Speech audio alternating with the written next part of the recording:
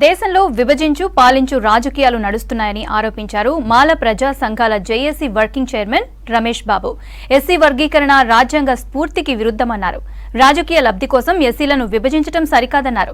Supreme court SC వర్గీకరణ రాష్ట్రాలు చేసుకోవచ్చని తీర్పు ఇవ్వడంపై చెన్నయ్య నాయకత్వంలో న్యాయ పోరాటం చేస్తామన్నారు మాల ప్రజా సంఘాల జేఏసీ నాయకులు. ఎమ్మెల్యే ఎలక్షన్లో కానీ ఎంపీ ఎలక్షన్లో కానీ మాలలు మీకు ముందుండి రాష్ట్ర అధికారం కల్పించారు, మీరు మర్చిపోయారు. మరి మాదిగలు మందకృష్ణ మాదిగారు ముఖ్యంగా కాంగ్రెస్కు ఓటేస్తే నీళ్ళలో వేసినట్టే అని చెప్పారు, బీజేపీకి సపోర్ట్ చేశారు. అయినా కానీ మాలలందరూ కాంగ్రెస్ పార్టీకి సపోర్ట్ చేసి అధికారంలోకి రావడానికి ప్రతి ఒక్క మాల అందరూ సహకరించారు. అయినా కానీ మీరు మాలలు సపోర్ట్ చేస్తే మాలలకు మీరు సున్నం పెడుతున్నారు. మాకు ఏదో చేస్తారని చెప్పి మా జాతిని ఆదుకుంటారని చెప్పి మేము అనుకున్నాం. కానీ మీరు మరీ ముఖ్యంగా మాదిగలకు సపోర్ట్ చేస్తూ, అంటే మీ పార్టీకి సపోర్ట్ చేయకుండా మాదిగలు మీరు మాత్రం మాదిగలకు సపోర్ట్ చేస్తున్నారు. మాలలు సపోర్ట్ చేసినందుకు మీరు ఈరోజు అసెంబ్లీలో మాకు మంచి బుద్ధి చెప్పారు. రానున్న రోజులలో మీ పార్టీకి వచ్చే సర్పంచ్ ఎలక్షన్లో కానీ ఏ ఎలక్షన్లో కానీ మీ పార్టీకి తగిన గుణపాఠం చెప్తామని చెప్పి మాలమానాడు తరపు నుంచి మేము హెచ్చరిస్తున్నాం. డబ్బులు ఇచ్చి ఖరీదైన అడ్వకేట్లను పెట్టి అన్ని రాజకీయ పార్టీలు కుట్ర బన్ని అగ్రకుల రాజకీయాల కుట్ర ఇది కుట్ర బన్ని ఇలా మాకు వ్యతిరేకమైన తీర్పు రావడం జరిగింది.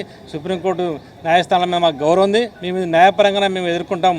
త్వరలో సుప్రీంకోర్టులో క్యూరేటర్ పిటిషన్ దాఖలు చేయబోతున్నాం. న్యాయబద్ధంగానే మేము ఈ విషయాన్ని ఎదుర్కొంటాం. అదేవిధంగా మిగతా అన్ని రాష్ట్రాల్లోని దళితులని అందరినీ కూడా ఐక్యం చేసుకొని మేము భవిష్యత్తులో త్వరలో మేము ఢిల్లీ పోబోతున్నాం. ఢిల్లీలో భవిష్యత్ కార్యాచరణ ప్రకటించి అన్ని రాష్ట్రాల మాల సంఘాలతోటి మిగతా ఎస్సీ సంఘాలతో మాట్లాడుకొని భవిష్యత్ కార్యాచరణ చేయబోతున్నాం. మిగతా రాష్ట్రాల్లో కూడా చాలా చోట్ల బీఎస్పీ మాయావతి వర్గీకరణ వ్యతిరేకిస్తుంది.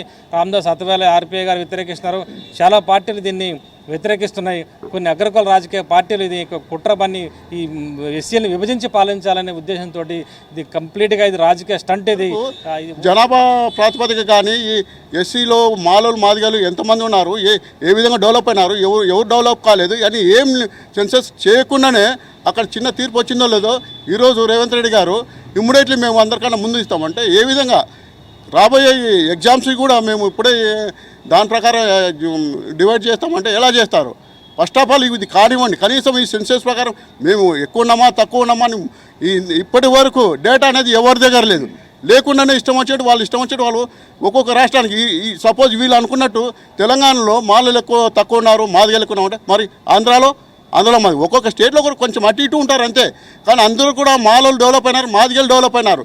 కానీ ఏదన్నా ఉంటే ఎవరైనా డెవలప్ కానీ సబ్ క్యాస్ట్లో ఉంటే వాళ్ళకు ఏదన్నా ఆర్థికంగా కానీ ఏదన్నా మంచి ఆర్థికంగా డెవలప్ చేయడానికి వాళ్ళకు ప్యాకేజీలు ప్రకటించి కానీ వాళ్ళని తీసుకురావాలి. కానీ ఎంతసేపు ఉన్నా కానీ ఇదే మాదిగలు మాలలకు ఇప్పటి నుండి కాదు 1996 నుండి ఇదే లొల్లి అవుతుంది. లాస్ట్కేమో బీజేపీ పగడబందిగా చేసి పార్లమెంట్లో అయితే ఇది సక్సెస్ కాదని చెప్పేసి దీనే ఓ జడ్జి రూపంలో సుప్రీంకోర్టులో ఉండి ఇలా చేయడం అనేది చాలా తప్పుగానే మేము భావిస్తున్నాం.